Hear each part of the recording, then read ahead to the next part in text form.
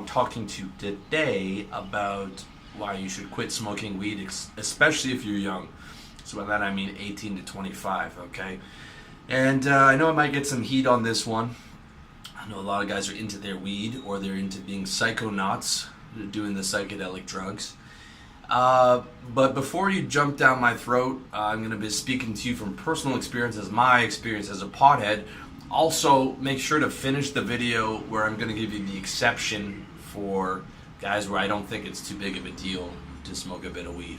Okay, so it's never a black and white with me. I'm just saying in general, I think it's a good idea to get rid of weed, especially if you're young, especially if you haven't started to build your business, especially if you're not on the path and starting to get in shape and on that personal development path. Especially important not to have weed during that period. And again, I was a 20-year-old pothead. I remember the day I'd smoked weed a bit in high school, but I remember the day I bought it for the first time in university. The guy who delivered the pitas for us asked if we want weed. My roommate and I turned to each other. We were like, "Yeah, sure."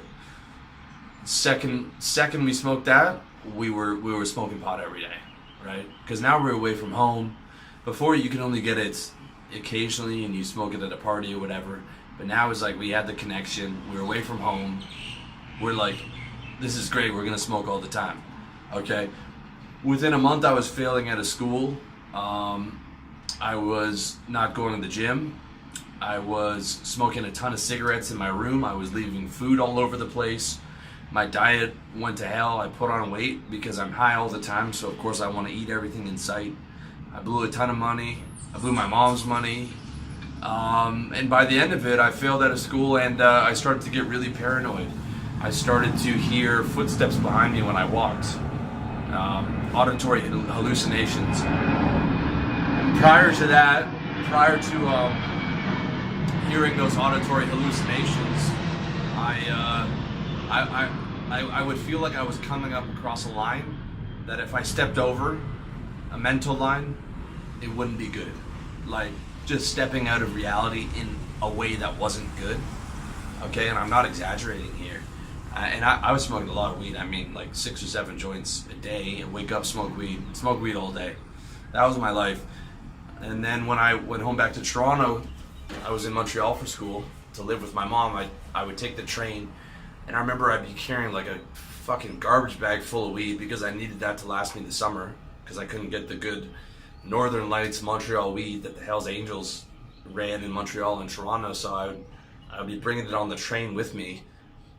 Even in 3 Ziploc bags, you could still smell it through the bag. I just figured, it's not an airplane, so no one's gonna check you on the train. But like, if someone had caught me, dude, it'd been a major problem. Then I would lock it in this box, in my toolbox in my room, under 3 Ziploc things.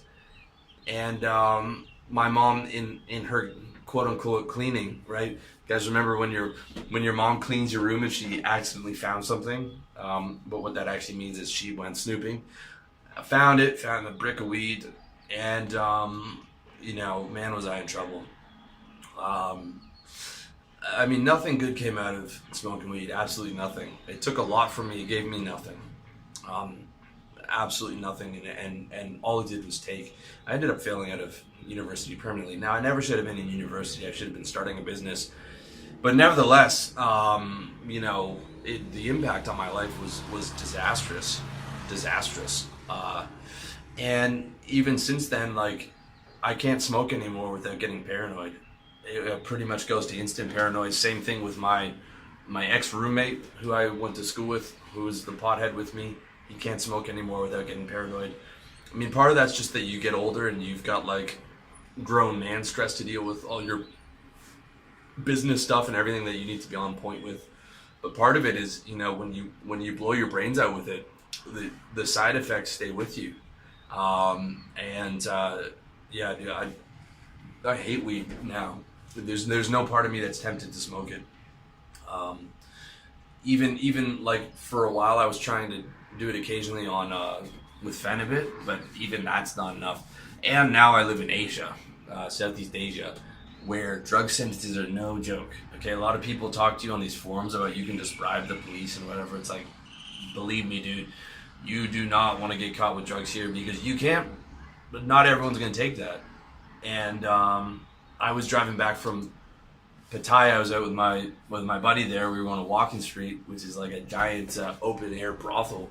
We're driving back, and of course the police have all the road checkups, set up to get the tourists. And we were on our bikes or whatever. And usually when you're on your bike, you get caught, you pay a fine. I was wearing my helmet, you pay whatever for not having a license. These guys were serious, so they knew everyone was coming from Walking Street. They pulled you over. They were shining flashlights in your face. They went through my bike. They lifted up the seat, went through it. Dude, if I had drugs, it would have been game over. Like, who knows how much a quote-unquote fine you would have had to pay? But a lot, depending on how many guys are there. Or, I mean, it could have just been like, they had a quota of like, we're going to get someone tonight. And they will. They that night, they would have found some guy who picked it up at that open air market. They do the same thing when you're coming back from Burma. If you're doing a visa run down there, Burma, they'll sell you anything: opium, weed, all that stuff. Okay, again, which you don't touch. I don't recommend you touch it anywhere, especially out here. And then on your way back from Burma, the Thai police will pull you over and go through your bike. And if you have drugs on you, especially something like opium, like God help you, dude. Even weed. Don't listen to these guys on the forums. It's serious over here. Okay, so that's my experience with it. But here's why I think you shouldn't smoke it. I'm gonna give you 4 reasons. Number 1, this is the biggest one. Okay, this is, if you're gonna listen to any reason, it's this one. It just slows you down, man. Okay, watch anyone get high. Watch how less functional they get almost immediately. Couch locked, stoned. I mean, if you're trying to be a go-getter and win the game of life and kill it on the business level and all that, that's not helping you, okay? Some guys can function, some guys can be functional, and they say they're 100% functional, but they're not. They're less functional while they're high. And they're only functional because they smoke it all the time, but they're still less functional when they're high, all right? And then you have the guys that smoke. They don't smoke during the day, but they smoke at night. I worked with a couple of these guys. In sales, pretty much everyone had a vice. I worked with 2 guys that were really good salesmen, really hard workers, but they would smoke weed. They would go home and smoke weed every night. And these guys were in their 30s. And it was their thing. They thought it wasn't a big deal.